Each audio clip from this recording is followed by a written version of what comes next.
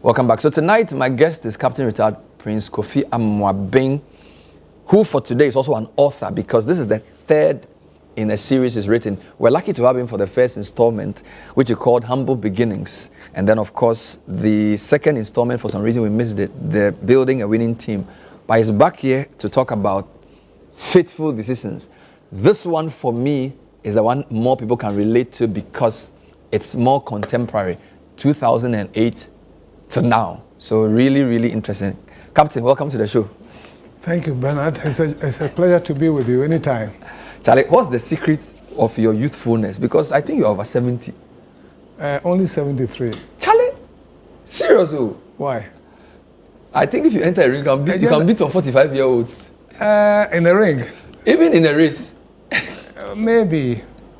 But I think the first thing you owe to yourself is to stay healthy. Okay. Because if you don't have good health, nothing else matters. Yeah, so I make it a deliberate agenda to stay healthy. So it's life's first prize, as I'm told, health. Health. So how do you keep healthy?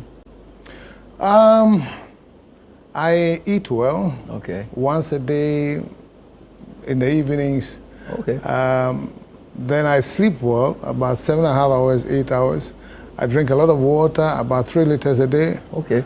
I go to the gym once a week. I play golf about 3 times in a week. I clear my mind of all negativity, so I only think positive. If you offend me, okay, it's okay. I don't have time to hate people. I don't have time to bear grudges. And then I believe in my God that I'm here for a purpose, and He's always behind me. And you don't bottle grudge? No. I don't have time for it. Is that why you are writing? So you let it off your chest? Yes, partly, but the main reason why I'm writing is that I have experiences to share for posterity and for the younger generation. My father used to say that experience can be very expensive. You can even lose your life acquiring experience. But if you have soft ears, then you can get it for free. So this is my legacy for the youth and businesses in Ghana and Africa. Wow. I'm fascinated that you're still moving on because I've said this to you before. A lot of people, when things like what happened to you happens to them, they just go underground quietly. In fact, a lot of the people who lost their banks have not really given interviews, much less even write a book. Yeah. So is it a soldier thing that makes you say, I'm not going to keep quiet, or what is it? I think it's my philosophy about life. That you come into the world with nothing, you will go eventually with nothing, but whilst you're here, you're supposed to acquire worldly things, which includes having a good health, good education, good values, money, and using the worldly things to impact the world. And then when your time is up, you're done. Wow. So what I have now is the expertise that God has given me, the experience and all those things, plus my love for people and for the country and for the generation after. And I have to give it back to them. And I want to die empty. So everything in me, I need to give it out. You won't die with secrets? No. But it also means that you were different from your job and that you didn't find your... How do I put it? Absolutely. I know where you're coming from. See, anything that we acquire here, it's a worldly thing. Don't get defined and unduly attached to it. You see, people get defined by their wealth, so that when it's taken away from them, then it's like their world has come to an end. So don't get defined by the worldly things that you acquire. Keep it separate. It's part of God empowering you for you to make an impact. It's not you yourself. Somebody says, I have maybe 10 houses and I have an aeroplane. What are you doing with it to impact life? That's for me, that's what matters. And if you don't have it, do you still have something that you can use to impact life? Yes, I do. I have all the experiences. I have related to people. I've built businesses. I've gone through ups and downs. That alone is something that I can give to people, and it will be worth my while. But even beyond the possessions, what even fascinates me is that the position, because most respected CEO, bank manager, entrepreneur, a lot of people, when they enter a room, they expect you to say, do you know who I am? I'm the MD of UT Bank. But you are PK Amoabeng, and you don't really care that nobody calls you by those titles, and you still feel you have something to offer. It's strange, because a lot of people, when they leave political office, for example, we interview politicians, he's an MP today, next week he's no longer in power, you can't even recognize him. But you have not dropped your shoulders. And you're still working strong. And the thing, I don't even think I'm better than the next person. I probably have been favored to be used for other things. At UT, you can ask all the staff. I queued behind my cleaner, my messenger, in the cafeteria. Same queue? Even though I was the CEO. And even after the bank was taken away, interestingly enough, I went to Ghana Commercial Bank, which assumed UT Bank, and I went to queue to cash a check. There was panic in the room. And I said, well, why? And they came and said, why do you come to the bank? I said, but why do people come to the bank? I also need some cash. And they got confused about it. But the point is, I don't think I'm better than the next person. And I think I need, and my number one value is have respect for everyone. Everyone is here for a purpose. And you cannot look down on people. And that is why you have to believe in systems to guide all of us and to contain our own likes and dislikes. I guess I can summarize. Yeah, unfortunately, some people get taken away when they think they are special to this because of the position they have, and I don't believe in that. So I can, summarizing the first things you've said, it's fair for me to say the most important aspect of a person is their values, because from the way you're talking, it's not your possessions, it's not your position, it's more the values you live by, which is what defines you. Absolutely. Absolutely. Then we can say the same for a country and a company. So that a company may be highly capitalized with lots of money, cash rich, but if they don't have right values, they won't amount to nothing. Same for a country too, right? That's the same for Africa and Ghana. We have all the natural resources, but we don't have the right values. That is why I'm dedicating my life, apart from writing the books, to the Amoabeng Leadership Foundation that I formed. And this is actually to take young men, entrepreneurs, and future leaders and give them values. Because what we need as a country is leadership with the right values. And when you see your problem and you want to solve it, you must create the people who will solve it. For example, you create a dentist, you create a medical person so that you can go to the one you have those problems. But we're not creating the leaders with the right values who can solve our problem. Because we create leaders, yes, plenty of them, but the leaders with what kind of values? And if you don't have the right values, your leadership is not going to benefit your people. So in your foundation, give me one or two values you want to pass on to the next generation. Respect for everybody, respect for time, respect for systems, and love for people, and be God-fearing. Respect for everybody, respect for time, respect for systems, love for everybody, and fearing God. Top 5. So those are your values too? That's my values. That's certainly my values. Where did you get them from? Is it your... I think I got them from the beginning from my grandmother. Because my grandmother used to take me to church at the age of about 4 and a half, in a village called Himai. And I used to wake her up and say, it's time. And she would tell me about what the Bible says, how you should behave and things like that. But of course, my mom and my dad also added to it. And then of course, my schooling, I looked very bad and I did also a bad thing. But I think things sit with you when you are young. You can learn language, you can do things. So a lot of people say, I'm not a Christian, I don't go to church, and I laugh at them. Some churches say, don't give you loan. Oh, no, because no. But I get a lot of churches loan. And then they say, I give a lot. You don't believe in tithing, so they shouldn't give their money to you. Yeah, but I digress, stay on course. It's interesting. If Akufo-Addo alone doesn't believe in tithing, I don't think there's anything to it. So I don't know why they make so much fuss about it. That was when we were looking for money in those days. But let's focus. So grandmother, parents, good, and then school. Was it at Disadel? Yeah. Disadel. That's the best college, you know. I'm told you guys were more the arts and Infantime were the science. Generally, that's what I'm told. So a lot of you are lawyers. I don't know, maybe I'll be bragging a bit, but you know, in my time, 1968, I won the National Maths Quiz. Are you kidding me? In Adisado College. Yeah. You won the National Maths Quiz? There was a National Maths Quiz in the 60s? Yes. And it was the top schools and they bring their top people. That was one person.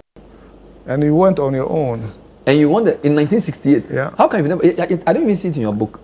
Was it in the book 1? No, but my books are not about my life. No, because book 1 was a bit about how you were wayward before you entered the military. That is from university.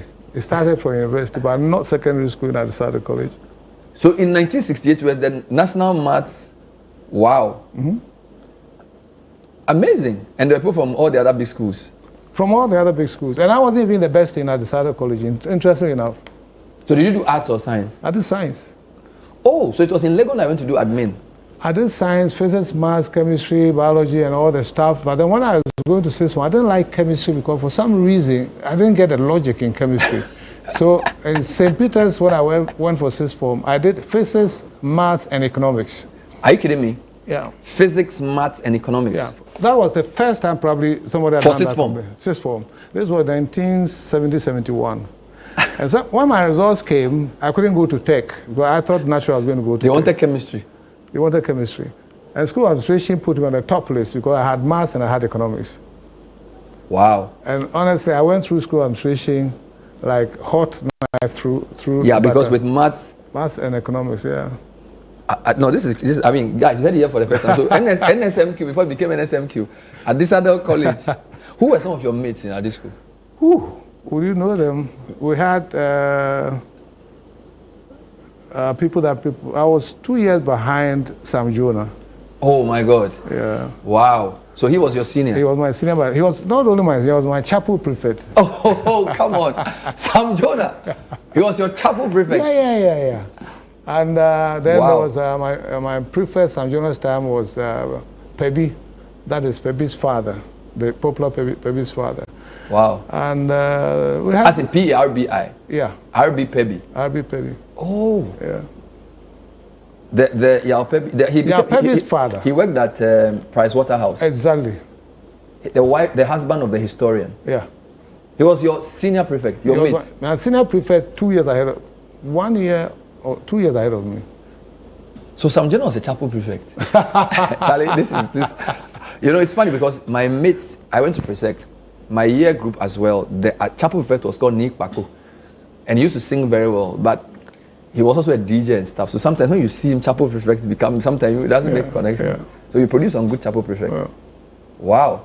Any political people who are your mates? Political people. Or people who led national. Of course, Sam Jonah is a big guy, but any national, who are not even your mates in your cohort, who you met in a disco, plus or minus? I'm sure there are plenty. But I haven't been active in politics almost my whole life. Do you go for old school meetings?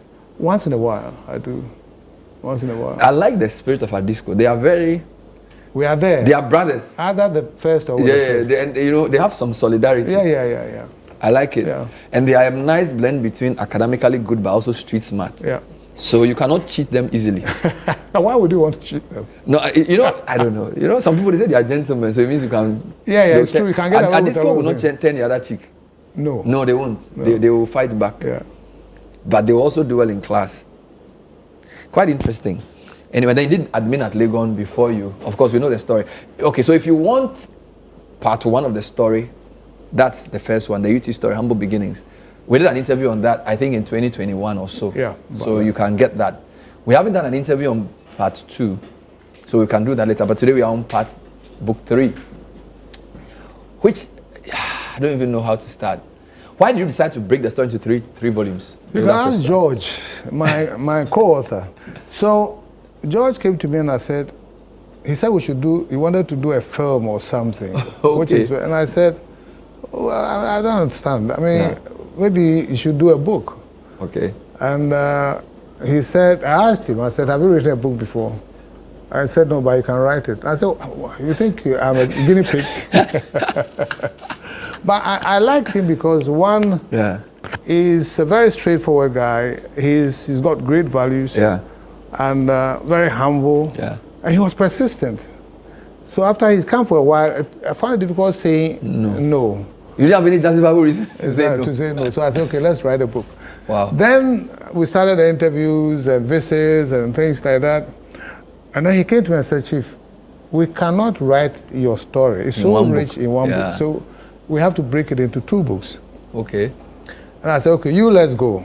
And let's see how it goes. So at some point, we decided, okay, we'll write the beginning up to maybe the middle somewhere of UT story and then finish with the bank. And then he came back again, and so we launched the first book. Then he came back when he was supposed to conclude a segment and said, listen, there's so much information here. And if you say you want to actually use it to educate the entrepreneurs and things, we cannot just throw them away. Wow. So what we should do is finish the UT story up to where UT then became a bank or acquired a bank. And then we can do a separate story on the bank, because that's also huge. And it's even painful to put all that in one book. Yeah. So that is how we started. One book became 2, and then finally we've done 3. And if you look at the end of the 3rd book, it's like there's a lot more has happened. In fact, even after the bank. The strangest part of the 3rd book was that the ending, I was angry. It's like, how? You know, and I'm just going to read the last paragraph of the book.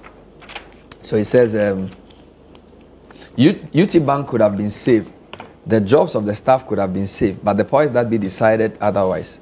And their actions, particularly how they went about dramatically locking up the bank's head office premises and destroying the signage, highlighted the true intentions. Be that as it may, the UT story indeed is a fascinating one. And it did not end with the revocation of UT Bank's license. There is more on the way, I was like, So I actually went to, I thought there was more after the pictures. And then I only saw the index. I was like, these people, why? We are finished. You whet my appetite for volume 4. Amazing. But what is unique about this volume? Well, this is basically about the bank. It starts with how we decided to acquire the bank. Yeah.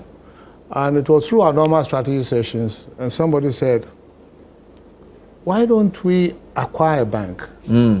And it took, even though I had said earlier that we'll never become a bank, when he said that, it's as if a pin had dropped, and everyone kept quiet.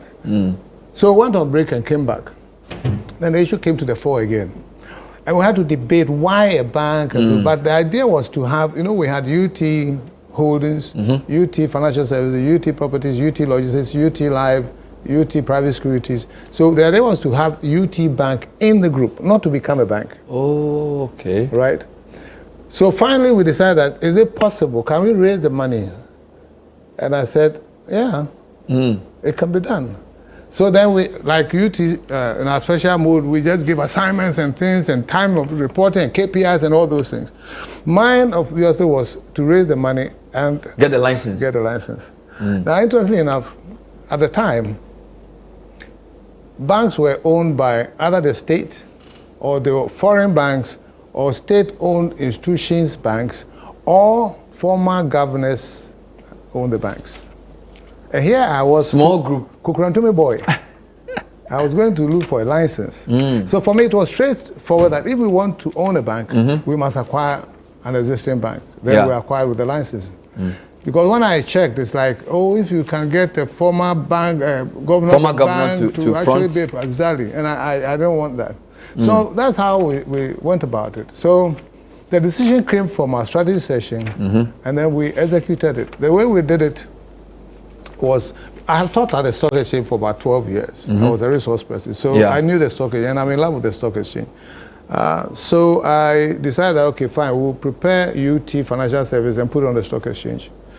And so we put 30% of UT Financial Services on the stock exchange, and we raised $27 million. Interestingly enough, we started UT with less than $20,000, which included my car. Wow. And in about 11 years... Yeah, it got into almost 30 million. Yeah, the market cap was $90 million. Wow. And so, long story short, I went to 2 banks, ICBG, and I realized that they had parent companies, and so I couldn't buy them. Then I went to BPI, and I realized that Akufo-Addo, Onimame, They didn't have a parent bank abroad, exactly. And the owner was a Malaysian. Yeah, it was owned by a Malaysian and things like that. And they had run the bank down. Of course, you can't buy a bank that's doing very well. That's the problem, right? So then we targeted it, and we raised the $27 million and used the money to acquire the bank. But interestingly enough, when we acquired the bank, the minimum capital for a bank was $7 million, which was 7 million cedis at the time. Because at the time it was Kufuor to 1-to-1 after the nomination, 2008. And as soon as we bought the bank, the Governor Bank of Ghana raised the minimum capital to 60 million cedis, which is $60 million. Within the same year. So here we had bought a bank, but we didn't have the capital to own the bank.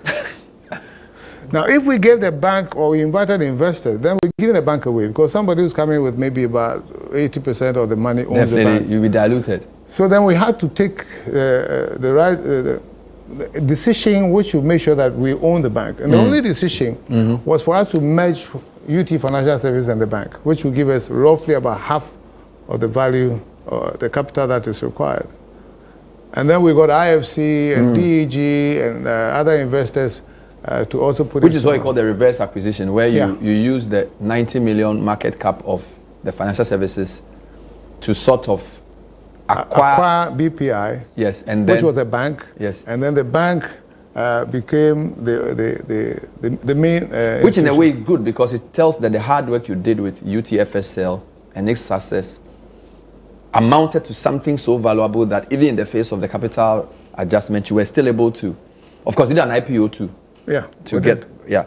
I just wanted to go back to something you said. So at the time you wanted to start the bank, there were 4 categories of banks: state-owned, which is ADB, NIB, GCB. Yeah. State institution owned. So that's the SSB, which is now French, SDSSB, and then TTB, which is now EcoBank. Yeah. Then the foreign owned at the time, banks, and the Nigerian, and the Barclays, Stanchart, and then there was something called private indigenously owned. So there's Prudential, Unibank, and CAL. And as we speak, there are only Prudential and CAL still exist in the form, because Unibank also went the way within the same. So 68 years of independence, truly indigenous Ghanaian private sector bank is just Prudential and CAL. Even CAL is not. Because of the share structure now. It's not. But that's regrettable. It is.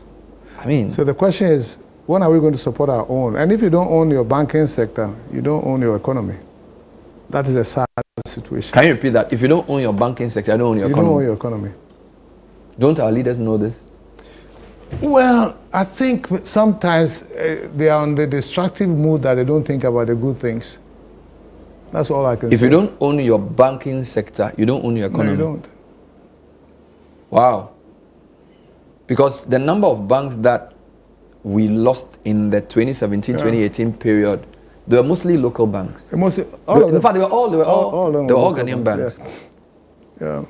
Some of the, not to jump ahead of myself, when I listened to the justification given for this, some of this we're told were preconditions for IMF support. Actually, so yes, I don't know. Not that some of it. The governor at the time, that is the governor who's just gone out, actually made a statement that the closure of UT Bank was as a result of a recommendation or request of IMF to close the bank. Yeah, which is, I can believe it's plausible. That. No, I can believe that because, you know, IFC and IMF are the 2 legs of the World Bank, right? So if you displease IFC, certainly IMF will know about it, right? And we had issues with IFC. And at one point, I took them on and I told them that, listen, the only reason why you came to invest is because you want to make money on the back of the hard work we've done. So you have to respect the institution that you bought a part of. And you cannot dictate to us. I told them in plain words. And they didn't really like it. I think there was one Kukurantumi boy that would not take their orders as IFC and things like that. But of course, I wasn't going to take it. And I've written about the details. So yes, when they pulled the plugs, about all it affected other. So I'm sure, because the government said that IFC, because they lost money eventually because UT wasn't doing well, then said they should close the bank. But that would still be a stretch because in the time this happened, there were about 7 banks that went. So it was 2 of the banks were sort of received by GCB, and then about 5 of them were consolidated. So even if you had issues with IFC, for which reason they were not happy, for that to become some sort of precondition to close or to sort of, you know what I'm saying? But, I know what you're saying. 7 banks, that's a lot. Bernard, the IFCs and the Western world, bottom line, they don't want us to develop and become first world countries. They don't. We have to accept and understand this. Yes, that is a basic fact. So collapse your banks, and you collapse your banks. So your banks now, you don't own a part of your economy, or you don't control your economy, as I said. So it is engineered. Don't pay your staff well, don't pay salaries well, sell off state property, state assets. It's all to make sure that you never ever control your economy so that they control it for you. That's the fact. And I don't see why our politicians don't see it. And they swallow anything that's recommended from these people, hook, line, and sinker. But beyond that, could the fact that getting access to capital is so difficult, because you've documented well the lengths you had to go to raise money, your initial IPO, having to sell, do the reverse acquisition, and basically asking for people to come and invest.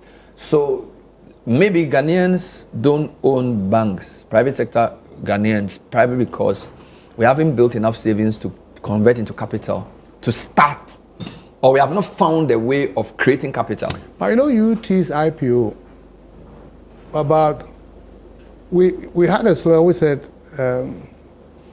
your bank or something like that, own a bank or something like that. And we had people, it was a very, an inclusive capital raise. We had people in the markets and things, all wanted to be a part of the UT story. So really, we raised the bulk of the money from indigenous Ghanaians. Because I wanted, and my team wanted it to be a Ghanaian-owned bank. So we have about maybe 15,000 small ownerships. And the other sad part is that when the government was collapsing UT Bank, we didn't think about all these small investors, because at least they had shares that were quoted on the stock exchange, no matter how small. The government just said, we pulled the plug, and then the stock exchange said, okay, we stopped trading in those shares, and nothing was said about it. Wow. Yeah. We'll take a break. So, point of view, we are here with Prince Kofi Amoabeng, who's the author of the UT Story, Volume 3, Fateful Decisions. This is a part of a 3 series is done, and we're just trying to get a sense of the book. We'll tell you where to get copies. Stay with us.